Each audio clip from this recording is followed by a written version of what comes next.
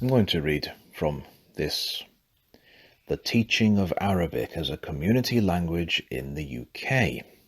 The authors Rasha Solomon and Sassoon Khalil. Again, apologies for pronunciations. I do my best. Feel free to correct the record if you're listening. So, this is a paper which I'm reading the abstract here. It provides an overview of UK Arabic language teaching in supplementary and mainstream schools from available research papers and provides a synopsis of recent developments in supporting Arabic teaching at school level and pathways to higher education.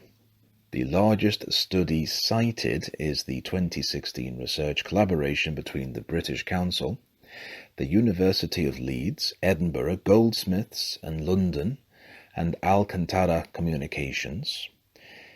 There's a citation there, Snowden et al. 2016. Teaching Arabic as a Foreign Language in the UK, Strand 1 Research, How Arabic is Being Taught in Schools, exploring current teaching techniques, teachers' perceptions of diglossia and variation in Arabic, and these are incorporated when designing teaching activities and materials. So the diglossia, this is the issue of the standard, which is very, very, very standard and very high. Most people don't attain it. And then your local variations of Arabic. We don't really have a similar thing in English. Well, what we have maybe in the UK is people saying, well, you have to speak Oxford English or the Queen's English versus having local accents, that kind of thing. But it's not the same thing at all, because in America, people speak English with the American accent. There's no debate in America. Oh, I think we should all speak with the British accent. There's no debate. Doesn't exist. It only happens in the UK. So outside of the UK, this is not a debate happening.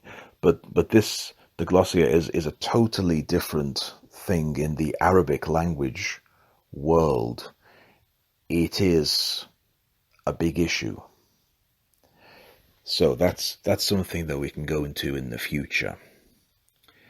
So back to the abstract. With surveys, interviews, and lesson observations, Snowden et al. Show teachers believe in the importance of communication as a learning aim and are familiar with the communicative approach, but many base learning activities on traditional writing tasks and less on listening and speaking. It shows that Arabic diglossia remains a challenge, with teachers stating that learning dialects is important, yet they struggle to find appropriate approaches and materials for it. This paper presents challenges faced by Arabic teachers, including foundational teacher training, continuous professional development, and material design, concluding with recent developments in supporting teaching Arabic as a community language and recommendations for addressing current challenges. And I'll just read this important line from the intro.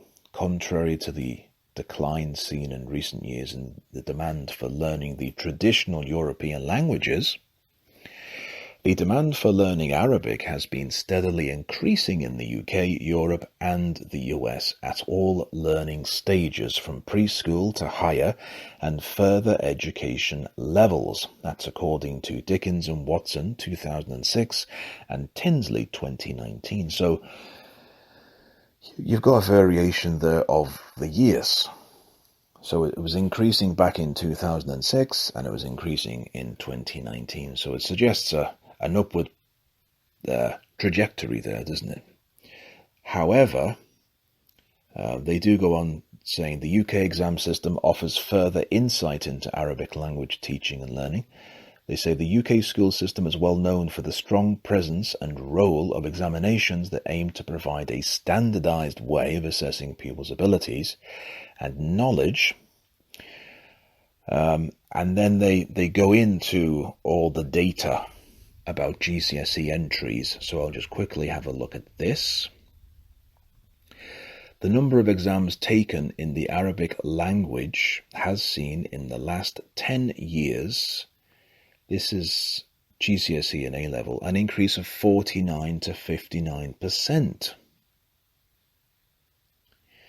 Arabic GCSE entries went up from 2,639 in 2011 to 4,203 in 2019. That was for A-level Arabic. Sorry, that was GCSE, and A-level Arabic, it went up from 561 in 2011 to 835 in 2019. So we will come back to this. I can't just sit here and read the whole thing because of copyright. So there has to be a